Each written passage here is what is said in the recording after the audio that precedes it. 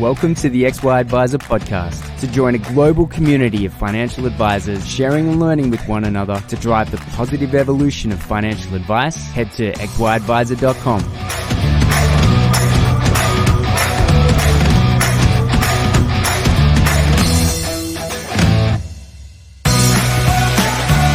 G'day, Clayton here from XY Advisor. Baz from Social Advisor is on today. Thanks so much for coming on.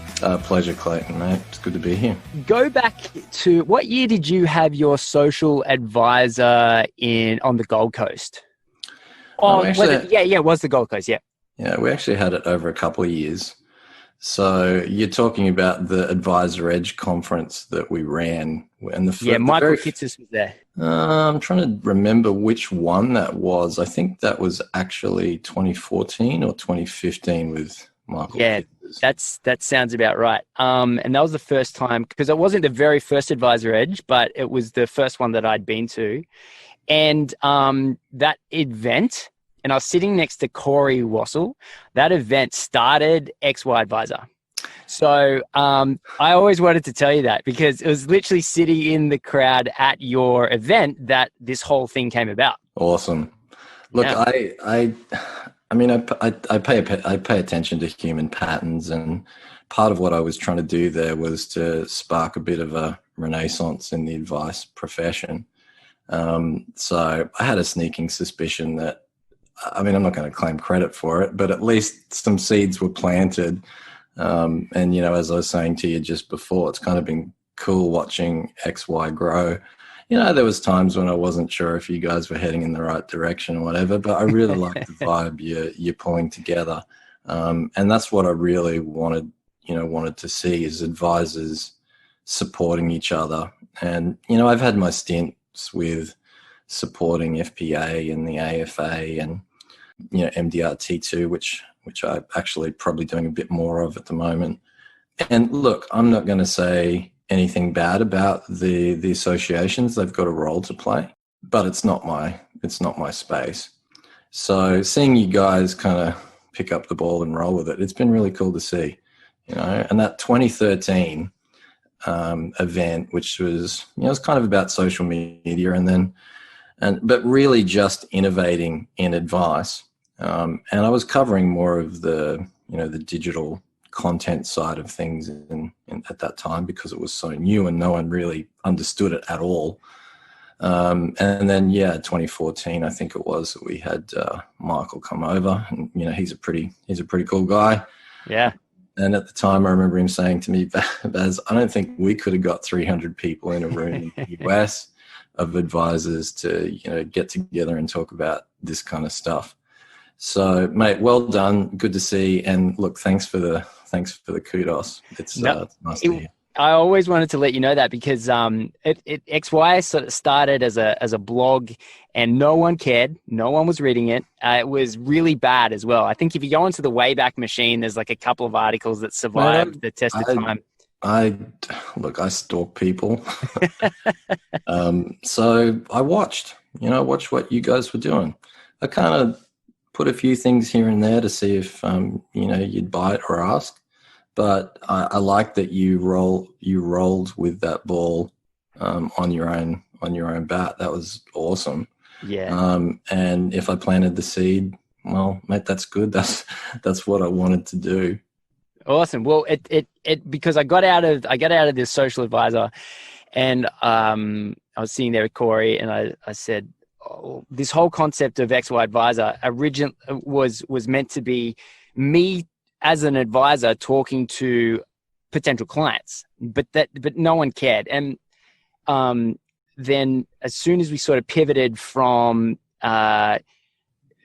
talking to clients to talking to advisors, that's when it really took off. And even the first guest was the first guest speaker was Brad Fox, and he was on stage speaking at your event.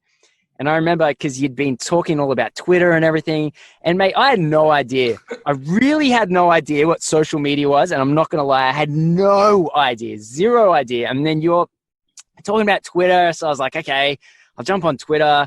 And then I tweeted to Brad Fox, hey man, like speak at the first XY event. And he was like, yeah, call my call my office, and then, I'm calling up and I didn't even, like, how do you even say to an office, hey, I'm the Twitter guy, right? Like, it's so ridiculous. And the whole story is hilarious, but,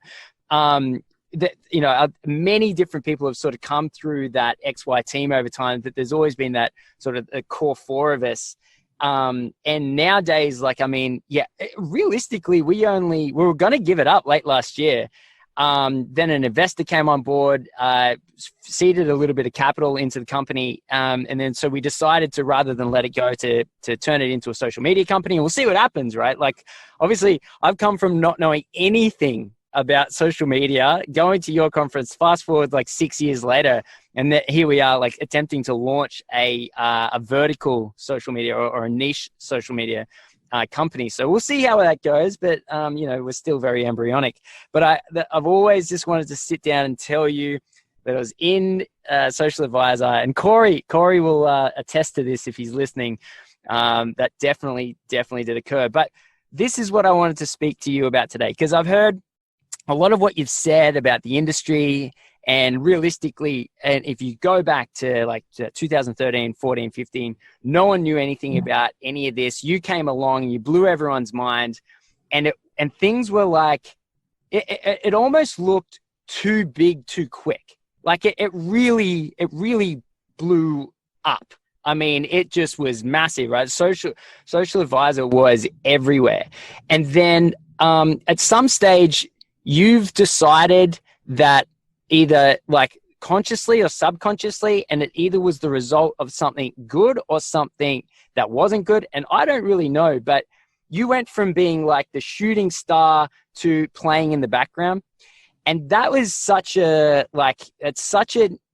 you're such an interesting character, I think, in financial advice globally. And you've played such an important role in dragging the industry from its archaic roots into like the modern world.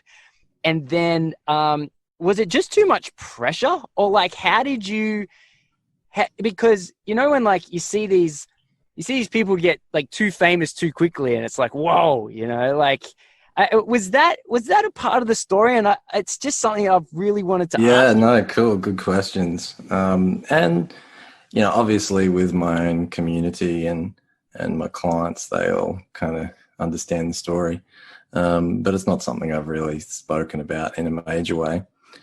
So I'm going to start off and say, look, maybe there's some element of that, but I think there's probably a few deeper perspectives to that. I think life is a journey of figuring out how to be yourself, right? And I think the tough times, if you allow them, are the ones that give you the best lessons. And so part of it is an evolution of myself. I call it fighting my ego, unwinding it. So there's an element of, I guess, really making some major breakthroughs in my own self-awareness. My ego not being the driving force behind my business direction. And I have to say, there's a challenging period in there where things just went to shit, pardon my French, because I had to relearn how to make myself do things. But as far as the social media stuff goes and being the public figure, it's just that I did what I needed to do. I think when people look at me and go, well, why didn't you do that? Well, if that was the case, then I never would have sold my financial planning business. If it was just about making dollars and being successful, then, that was a pretty good path to follow. And I'll be honest with you, it would have been a hell of a lot easier. So, I had my own advice business for nearly 15 years. And for me, like, I've talked about why, and I've talked about purpose, and I've talked about passion, and I'm kind of evolving, one step beyond that. And I'm just going to say, I'm a weirdo, and I'm obsessive. I'm obsessive about human behavior, and I'm obsessive about how advice can make people be more of themselves, to make better decisions, to have better lives. You can't, it's very difficult to be objective about your own situation. And that's why everyone needs advice. And, you shot me the the Sam Hendo interview you did, and I said I'd listened to it before today, and I did, and I thought that was really good. Kudos to Sam. I sent him a message on Facey and went, mate, I should have checked this out earlier. Kudos to you. He went through a pretty rough time, and for me, I'm obsessed with human patterns. I talk to people nonstop all day. I can't help it. I'll be at the supermarket and someone's telling me their life story and crying, and then they're like, why the hell am I talking to you? It's just who I am. So why go from the big brand? Sure, we were doing little events and having 300 people turn up, and and I was looking at people like Kerwin Ray, if you know him, and watching what he was doing, and he's scaling up in the digital media space. And I'm an analytical person. I can see anything that people are doing and figure out how to engineer that. That's part of what I do. And it was working. And don't get me wrong, I invested a lot of dollars, and lost a fair bit of money in the learning process. But I reached a point and said, hang on a second, number one, I already figured it out. Right? So for me, my job's to be at the next thing. So the social media and the digital presence, in order to get you guys to find a voice and to start thinking just because that's the way it's been done isn't the way it has to be done. Once you'd started the ball on that, I needed to be working on the next thing. So there was that. And I've quietly been building a whole lot of stuff. So it was a combination of, I didn't need to feel the ego reward. And that was a lesser thing. And also just that I'd moved on. So once you guys started to pick up the ball and run with it, hey, I've done my part. So my wife calls me a bulldozer, right? So, or, the point of the snowplow, if you like. So, if someone else wants to come along the road and drive on it afterwards, that's freaking awesome. But I got to move stuff out of the way. So for me, that's part of the journey. So I was going big, we had big events, we had membership programs, and part of it was just me learning, figuring out, testing everything. But then it was also me learning that, you know what I really am? I'm an advisor, all right? I talk to people, I see where they're in their own way. I help them look at themselves objectively. I help them find answers, and then they get what they want. They get what they really want. And the more I let go of my ego, the better I am at that. And so that's what I'm doing. And, I've done things like build an algorithm, which if you take an advisor through it, it will accurately predict their referability rate. So I've worked out mathematically all of what makes referrals work. And interestingly enough, it's most of it's counter to what the prevailing wisdom is. So asking for referrals as an example, if you say, hey, what's all the consultants say about how to get more referrals? Well, you've got to ask for them. Look, it does have a small impact, but the only reason it works is to balance out the relationship equation. So when you ask someone for help, because ultimately if you're an advisor, then the value equation is always tilted in your client's favor. It's always tilted in their favor. You are changing their life far more than they're changing yours. Oh, yeah. Right? Including with the benefit of the relationship, including with the financial reward that you're into that way. So whenever you have a relationship imbalance with someone, you create subconscious inconsistencies. And so just asking your client for help and doing that every year and asking them to do something for you without you feeling like you're guilty or you have to give them something back or whatever. First, that helps you actually understand your value as a human. But secondly, it balances out the relationship equation. Now, I worked out all of the different components of that. How? Well, because I'm obsessive. Why? Well, because I'm obsessive. Look, that's the core of it. And sure, I can say, what do I want to do with that? Well, I want to help advisors be better at what they're doing. But if I'm also being honest about that, it's definitely that. but it's also that I want to be better at it. So I'm going to obsessively do it. So the good thing about going big and having, a big community and membership and all these events and lots of clients and, people that were coming in and we were building up as coaches and stuff like that. The good thing about that was it allowed me to iterate and scale my research. So yep. If I look at it that way, I was just doing lots and lots of paid research. And where I'm at this point is just going really deep with people to see how much change can be affected, not on a, profession basis, because that's what I started doing. Advice needs to move forward with technology and the message they're saying. And so I planned, this might sound creepy, but I'll tell you the truth. So I planned a whole set of contextual messages that I wanted to build into the syntax of the profession. And so my events. What does that mean? It's syntax. It's like ideas, right? So ideas that are easy to stick in the mind. I'm trying to think of a simple way to explain it. Otherwise, like a zeitgeist kind of thing, like a spirit of the profession. Yes, I wanted that to happen. But what I'm saying is if you change the story that people talk about, and it comes through words and narrative, right? So if you can introduce different short pieces of context to a community, then that will change the community's behavior. And it's the same when you're working with a client individually. If you can get them to reframe their context or accept different perspectives and to see how they're in their own way, then you're going to have massive change with that person. So for me, it was advice isn't moving forward. That's frustrating to me. So I want to push that forward. And that was the, go big, etc. At the moment, I'm kind of enjoying not having the spotlight. I'll admit that. But I'm also just planning what's next. There's no point me coming out and talking about social media stuff when you guys are kind of picking up the ball.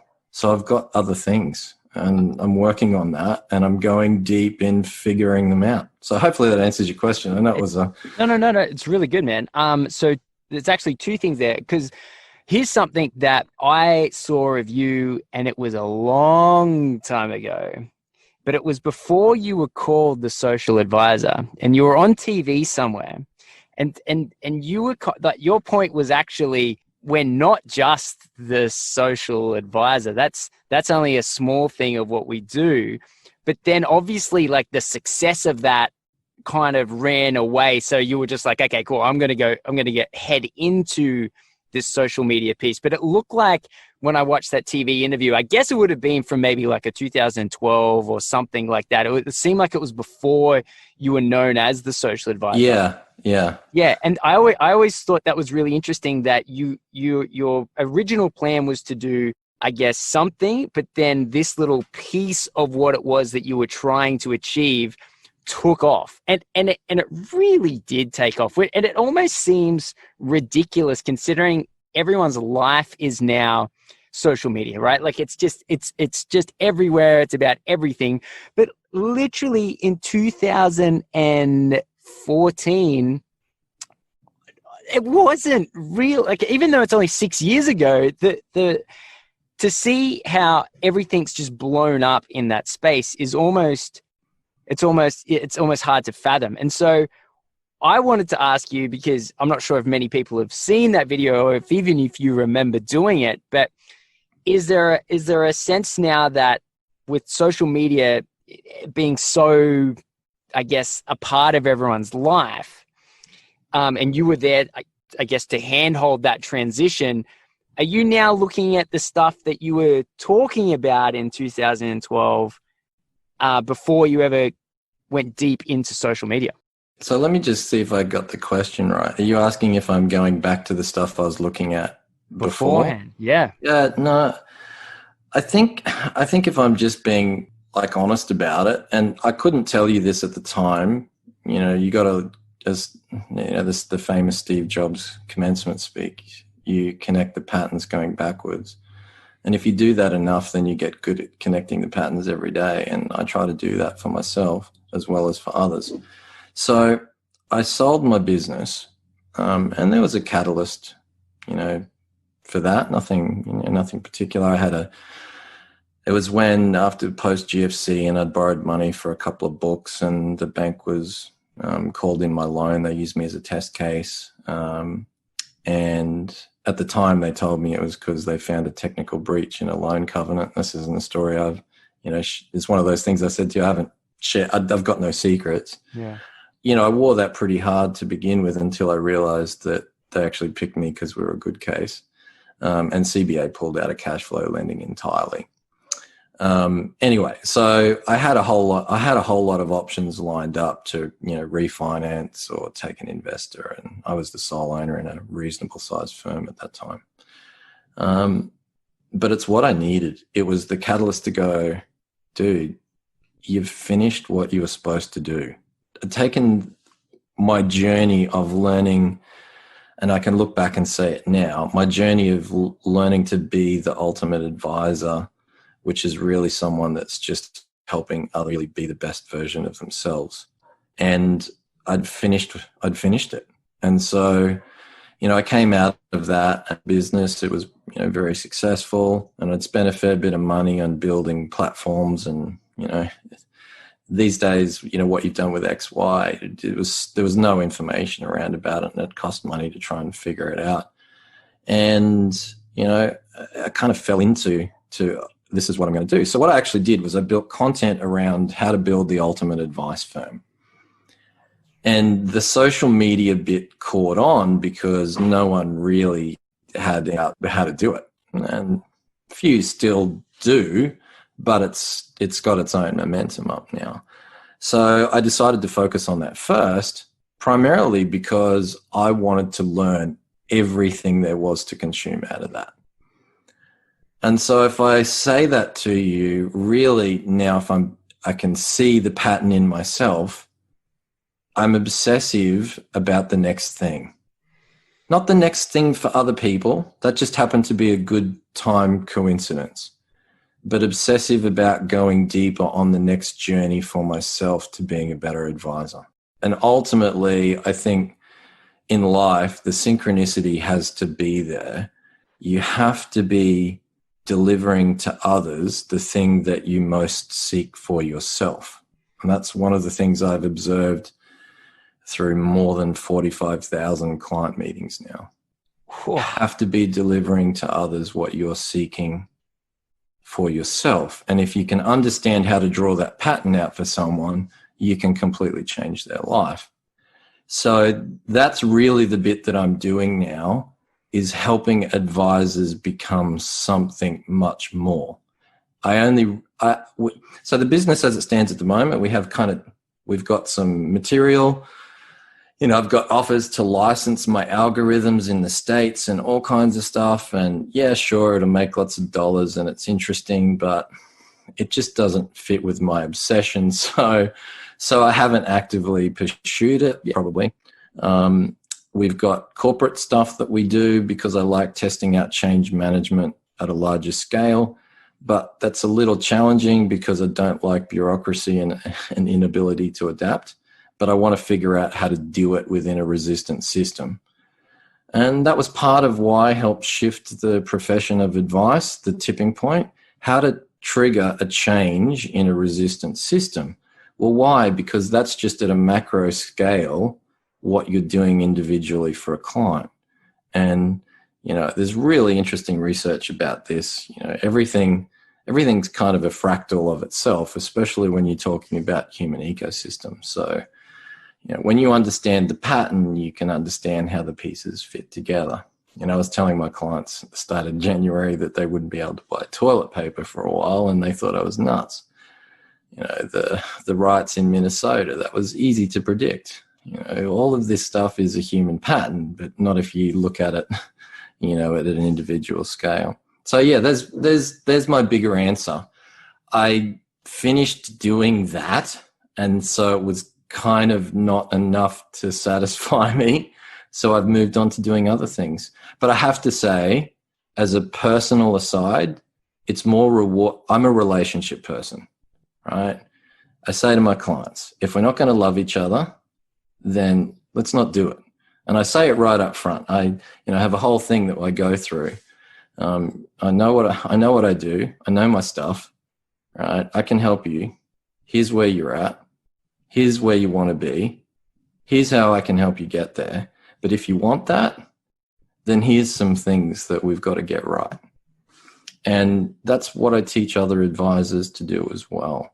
I think, and this is universal, right? It's kind of an indoctrination. So if we talk about that syntax before, here's one of the things that I try to change. So it's hard to get clients. You need to make money. By and large, advice businesses haven't run on margins that I believe are appropriate, and certainly not appropriate for the value potential they have to create for their clients. But they're operating on the basis of they're joining the client's business from a conceptual point of view. So I'll do what I need to do. I'll be subservient to you. I've got to win I've got to win you over. And honestly, it's the wrong psychology to have. So I say to advisors, you got to figure out who you are. Who do you serve? Why? I mean, in your personal emotional language. What does it mean for you? Figure that out. And then say to people up front, this is what I do. This is why I do it. This is what I get out of it personally. And this is what I help my clients do. And that's how it changes their lives. And if you want that, you can have it. But this is the terms. And so a big part of that is a shift in the self-worth of advisors. And, that's the journey we're all on. So I talk about self-awareness. Everything is a separation from self. So it's all about self-acceptance and self-worth. And so if you can help someone to move past the roadblocks that they have, then they do cool things for others. And I've also discovered about myself that as I've gone on my own journey of this, I don't need to be the guy scoring the try. When I first started out as an advisor, back in the day, so we're talking 96, 97, with one of the people that's, come into XY that you were talking about before, we started in the same group together. And, it was kind of interesting. And it was, here's a desk, here's a phone book. It was an add-on to a brokerage firm and, go and get clients. And it was mostly insurance and financial, some financial products, but, mostly just superannuation and that kind of stuff. Finding clients has never been a challenge for me. I'm lucky in that sense. There's been plenty of other things that are a challenge for me, but not that. What are a challenge for you? My obsessive brain is a challenge, so when it wants to move on, and it's not just my brain, I guess it's my purpose behind that as well. I have a purpose. I'm here to do some stuff. And, that's an expense of business models. Lots of times it's an expense of, relationships where, people are bought on and committed to one thing and, I'm moving past it. Not in a bad way, but sure, it's cost me millions and millions of dollars, this obsession. And so I'm not about, it's funny, I got a mentor, Richard Arnold. I don't know if you've come across him, but you should get him on your show. And if you want to, I could probably hook that up. Please. Really, really, really smart and impressive guy. And he actually spoke at one of the advisor edges. So I could probably get his speech for the XY community if you wanted that as well. Great. Really cool. So universally, that was 2016 advisor edge and 2017. And scariest but most absorbing was the universal feedback for that. And he's kind of saying to me, well, what do you want this thing to look like? And I couldn't answer that. All I can answer is what I want to do, and that is be a better advisor and help other people to be better advisors. So you sort of come at a lot of stuff from a really scientific, I guess, like you want to find, you've got a hypothesis, first you create the test, and creating a test is really difficult. I think people kind of underestimate the difficulty in creating a test that matches your hypothesis. Yeah. And then you kind of looking at the results, and then you kind of looking at the conclusions, and then you kind of like adding that to your, I guess, a growing list or a litany now at this stage of different experiences.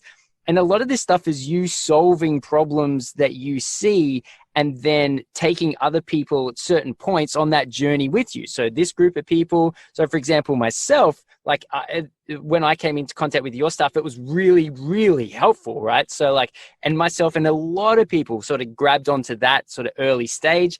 And then when you kind of moved on to something else and you're looking to test other things and have some other hypothesis and get some more conclusions, then you're kind of connecting with other people. I see it kind of interesting, mate. You've got this like journey where different people are latching onto different parts of your journey as you're kind of going through this. Ultimately, and you mentioned this before, you're looking to solve things within yourself as you're giving advice. And so I mean, that explanation really does explain. So you also said that, I mean, a lot of this stuff costs you millions of dollars, but I mean, it's also like allowed you to make a bunch of cash as well. And what I find really interesting about the way that you approach this is you've got kind of like life experiments that you want to achieve and explore because you're interested in it. And then you're kind of going along and bringing like a business model along with you to sort of fund it. Yeah. It's cool, man. Like I'm a big fan of it. Do you reckon you'll have it? Cause you're still relatively young, right? I mean, you've got a huge career ahead of you. Do you think you get to a point where you're like, okay, cool. I've explored this. I've now looked back. I can find all the connections. I'm always moving forward. I've now got like you ever heard of that concept of the theory of everything? Yeah. So you kind of like you're working on your own sort of theory of everything on how to be the ultimate advisor. Do you reckon, and this is just an idea, do you think you'll get to that stage where you're like, actually, like I'm pretty solid in a lot of this. I've made the mistakes and I know what I did wrong previously. I'm going to the US where the size of the audience is like, 15, 20 times the size of it is here. And you're going to take it to somewhere that you can, I guess, start afresh where all the experiments are done and now you've got the finished product. Is that on the cards at all? Clayton, that's actually a pretty insightful question. Maybe not for the reason that people are going to think. Because yes, have I thought about that? Yeah, definitely. But is it in my nature? Well, let me answer it by connecting some of those patterns going backwards. So, it was a good question. And by the way, I want to say this to the audience. I know it's a little bit of a segue. And, my friend Carl Richards and I are very much in alignment with this particular point as well. And that is when you're having a first meeting with a client, everyone's trying to show this value and whatever. A big part of it is just you telling them the value. It's your job to say what it is. It's your job to believe it. And that's one of the key things of advisor is to out-believe their clients. And that's one thing that I give all of my clients. Here's how you get what you want. And I'm not telling you that this is maybe how you get what you want. This is how you actually do it. And if you do this, this will happen. Do it. Right? So there's the belief part. And the other bit is you have to ask the real value you bring to the table when you're first meeting with a client is getting them to realize things about themselves, to make the implicit knowledge about themselves explicit. And you do that by asking really good questions. So I've been watching your journey too, and I watch you evolving your interviewing skills. And that's a perceptual one because I hadn't thought about it from that angle before. So, mate, well done. Kudos to you. Value to you as a client today. Thank you, man. So I'm going to say this. I for a while there, after I'd sold my business and I was figuring out what to do, I was playing an online game, right? So I was figuring out Warcraft? No, it wasn't. It was a strategy one. So it was kind of like medieval spreadsheets. Oh, awesome. All right. So because I'm pretty analytical and, you had castles and supply lines and alliances, and the politics was just insane because you could only survive, in alliances and battles. It was cool, and it was a microcosm of the things that I obsess about human behavior and how people interact. And so I played this game, and for the first 4 months, I was just a nobody. And then I'd figured out all of the pieces of the puzzle.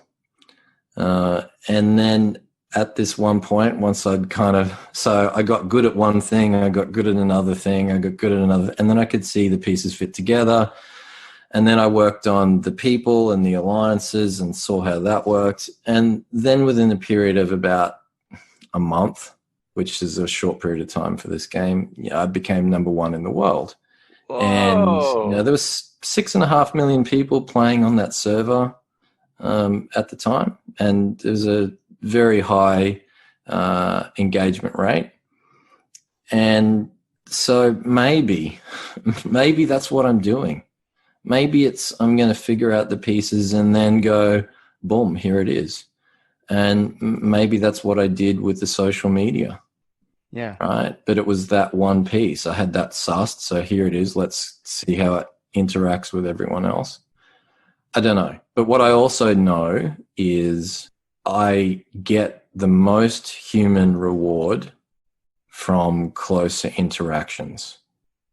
So I can't stop being an advisor, and I don't want to be. And the thing that happened was I became, we had other coaches, we had group stuff, we have online programs. And then I was becoming more removed from the advice conversation. And I started losing am I evolving as an advisor? And I like the love between an advisor and their clients and the changes that creates. So maybe the answer is yes, but if so, I'm still not going to move past that point. All right. So it has to be both. That's cool. So you really like that one-to-one. And I think, you mentioned the podcasting before. This is my substitute because I miss it as well. I miss the advising because I sold my business maybe like 3 or 4 years ago now, and I've learned I've had the way that I see it is the best front row seat to the positive evolution of financial advice over the last few years just by getting to speak to people, and it's been awesome. Like if I don't know if it was just because I was relatively new to the industry, and so I don't have that kind of historical look at it. But from the time that I've joined, advice has constantly changed. And as soon as you kind of figure it out, you realize it can be 10 times better. Yeah.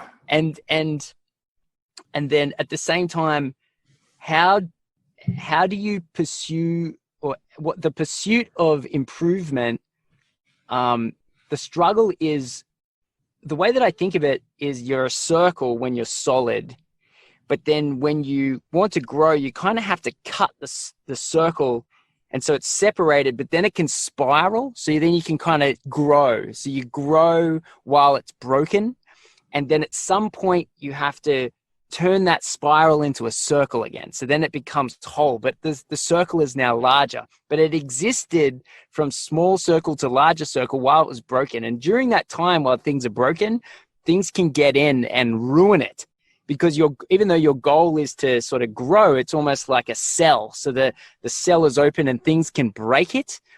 And what I always struggled with as an advisor was, in my pursuit of improvement, I would go backwards for a while.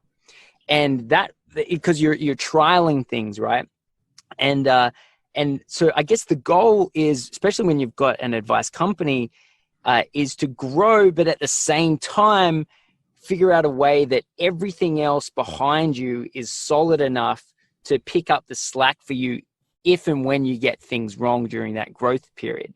And I've spoken to some amazing advisors that I know that other advisors look up to, and have spoken to them behind the scenes, and they all, they all suffer that same problem, and that what's going wrong, why do you think this is an issue? And it's only over time that they become a full again, like a full solid circle, that they're actually able to start getting the benefits after they've done the stage of growing.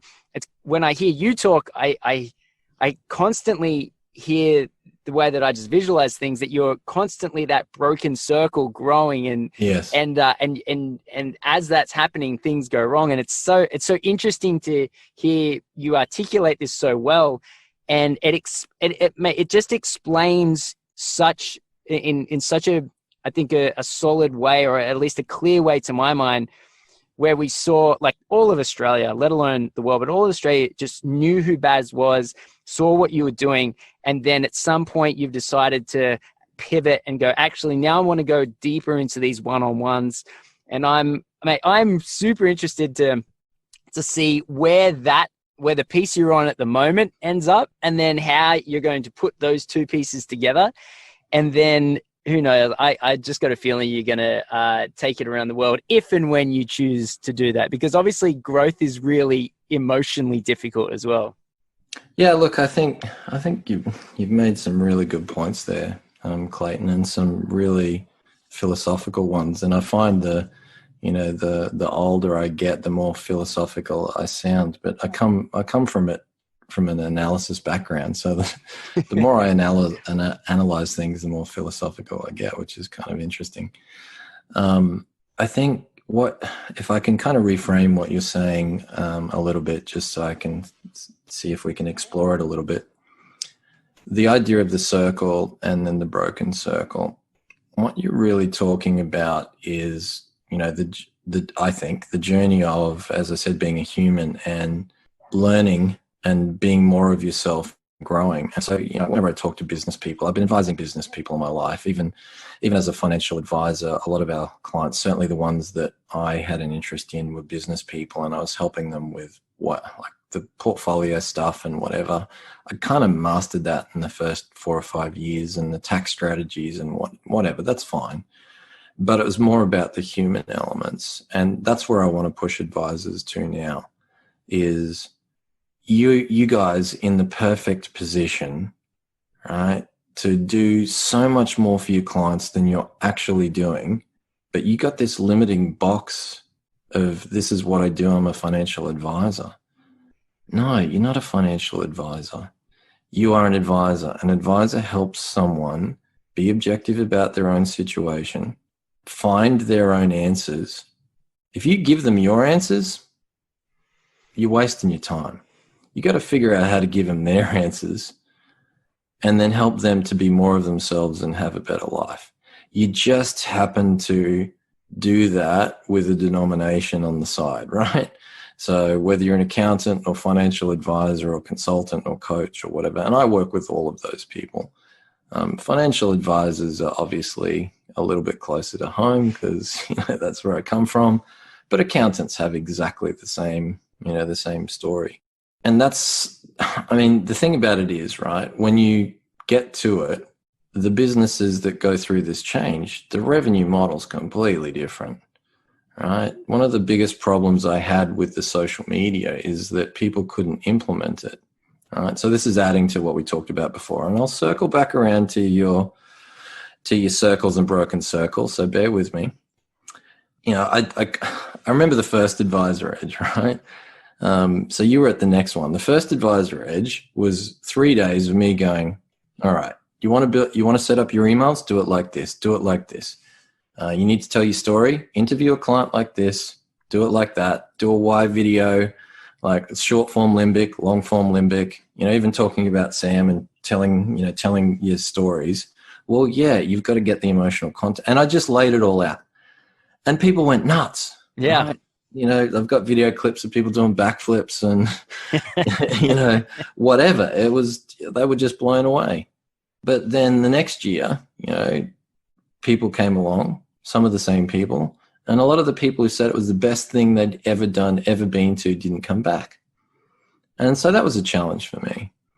And I'm trying to figure out why. And part of the problem is, as you would know in any business, is implementation. So what's the lever? What's the starting point? And I'm going to say this to your audience. Almost every single advice business I've ever looked in, and by the way, that's a lot, and I'm actually going to change that and say every single business has got major holes in their value translation.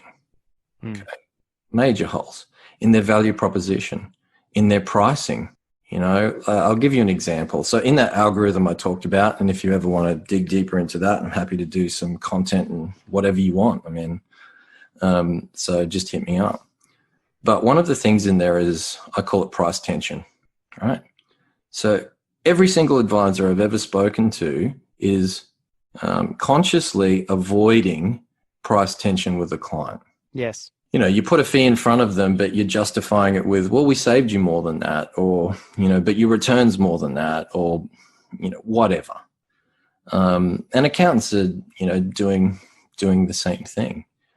And the interesting thing is that your clients don't value your relationship. They don't take it as serious. And I can tell you for 100% certain that they don't refer you anywhere near as much if they don't have price tension. There has to be some pain in the payment of their fees. And if you don't get them to experience it, then you're ripping them off. And I know that sounds counterintuitive, but it's absolutely true. When clients engage me, they pay me. Right? And I'll tell you now, the clients that I work with, they get returns in the tens of thousands of %, but they're going to pay me.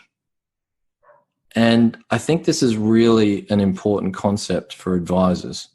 So if I circle back around to the circle concept, we're all in this boat of evolving ourselves and understanding how to move forward. And an advisor's role is really in the language that you are using to help a client with a broken circle, or I call it a loose orbit, right? Someone that they're so close, and you just to be there and give them the right nudge and to send them on the next spiral out. Now, for most people, it's a spiral out and then cement. The more I did the spiraling out, the more I went, fuck it. Don't worry about the whole circle. Just keep spiraling out. And it's hard, right? Of course it's hard. I wouldn't recommend to too many people to relaunch their business and their pricing model and whatever 3 or 4 times a year. I wouldn't recommend they do that, every couple of years. But that's what I've done. And the reason is, I guess, because I'm obsessive and I'm like, well, don't worry about the bit in the middle where you get to be whole. It's kind of never really whole. So we'll just move on to the next thing. So hopefully that gives you a bit of a... Mate, 100%.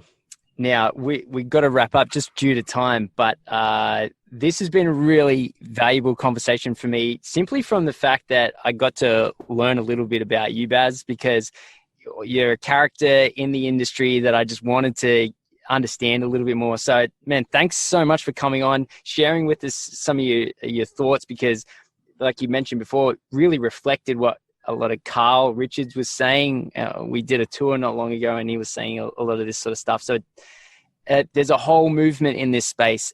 For the advisors out there that want to say, hey, Baz, how do I get in contact? Yeah, look, that's pretty easy. LinkedIn's probably my number one platform.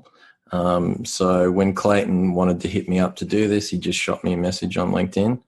So, and I've said this at the end of, I don't know, I've done more than 300 speaking engagements for other people now. Just shoot me an invite on LinkedIn. Ask me a question. And I do this magical thing where I'll answer. And help you out. I do hundreds of meetings a year where I mentor people and there's no commercial relationship.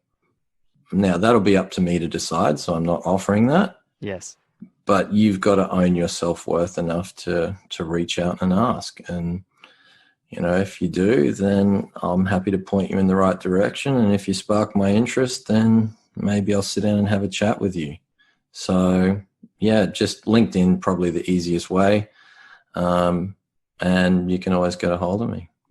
Mate, look, thanks for everything you've contributed to the advice industry, especially here in Australia. And I've got a feeling that at some stage, certainly around the world to a greater extent. So, yeah, thanks so much for coming on. I really appreciate it.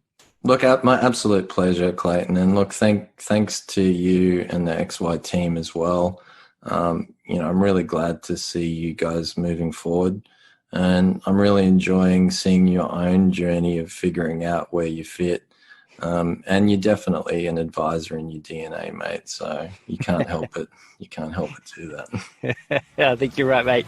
All right. Thanks a lot. No problems, mate. Take care. Thanks, everyone.